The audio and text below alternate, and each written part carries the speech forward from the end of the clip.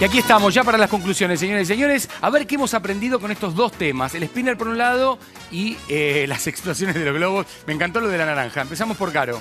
¿Por qué el spinner gira sin parar? Bueno, es porque se le puso un rulemán en el medio, esto que ven acá, que hace que no se frene.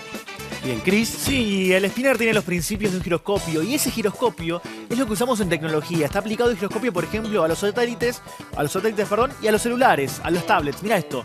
Tengo esto acá y si lo doy vuelta así, reconoce que lo cambié. ¿Cómo? A partir de un giroscopio, que es lo que usa esta tablet para identificar el movimiento.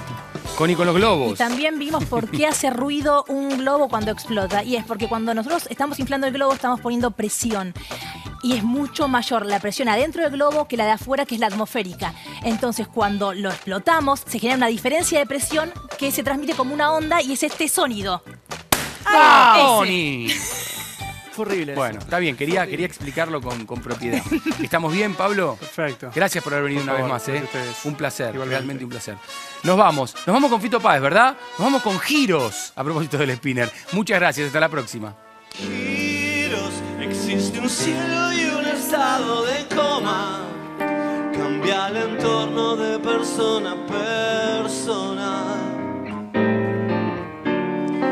Giros, dar media vuelta y ver qué pasa allá afuera.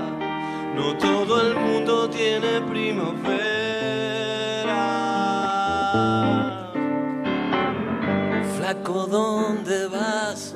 Estoy imaginándome una ciudad. Estoy buscando información.